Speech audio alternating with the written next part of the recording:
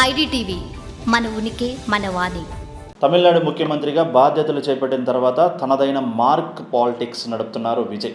మొదటి నుంచి కూడాను తనదైన శైలిలో ఎన్ని విమర్శలు వచ్చినా, ఎంతమంది ఏమి చేసినా సరే ఏమి పట్టించుకోకుండాను తను ఇచ్చిన మాటలు, ఇచ్చిన హామీలు నెరవేర్చే క్రమంలో అధికారులతో బిజీగా గడుపుతూ కూడాను నిమిషం తీరిక లేకుండా తన గవర్నెన్స్ని ప్రజల ముందు ఉంచుతున్నారు. అంతేకాకుండా ప్రభుత్వం అంటే కూడాను మాటలు చెప్పడం కాదు, చేసి చూపించడం అని నిరూపిస్తున్నారు. తాజాగా ఆయన తీసుకున్న నిర్ణయం అవినీతి అధికారులకు గుండెల్లో రైళ్లు పరిగెత్తిస్తున్నాయన్నమాట. అవినీతి పరులను ఎవరైనా సరే ఉపేక్షించేది లేదు.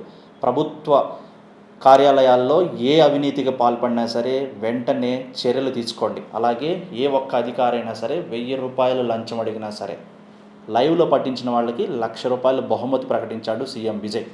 మీరు రెవెన్యూ ఆఫీస్కి వెళ్ళండి, లేకపోతే ఇరిగేషన్ డిపార్ట్మెంట్కి వెళ్ళండి, లేకపోతే ఎంఆర్ఓ ఆఫీస్కి వెళ్ళండి, పోలీస్ స్టేషన్కి వెళ్ళండి, లేదంటే రిజిస్ట్రేషన్ ఆఫీస్కి వెళ్ళండి. ప్రభుత్వ కార్యాలయాల చుట్టూ తిప్పించుకుంటున్న అధికారులను కానివ్వండి, లేకపోతే మీకు ఏదైనా పని మీద అవసరమయ్యి 1000 రూపాయలు లంచం అడిగినా సరే ఆ అధికారి పేరు, అలాగే ఆ డిపార్ట్మెంటు ఎక్కడ ఎందుకు అడిగారో వివరాలు కనుక చెప్పగలిగితే చెప్పిన వ్యక్తులకు ₹1,00,000 బహుమతి, అది కూడా చాలా రహస్యంగా అందించజేయబడుతుంది.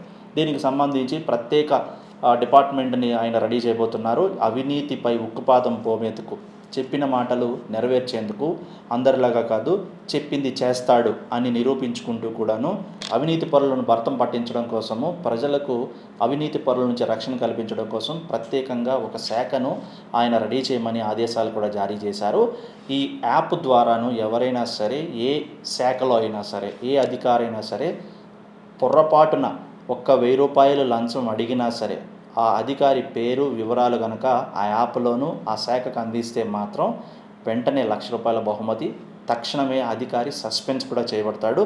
అలాగే కంప్లైంట్ చేయబడినటువంటి వ్యక్తుల వివరాలు చాలా గోప్యంగా, రహస్యంగా ఉంటాయంటూ స్వయంగా సీఎంఏ హామీ ఇవ్వటం ఇప్పుడు ప్రభుత్వ శాఖలో అధికారులకు చెమటలు పట్టిస్తున్నాయి.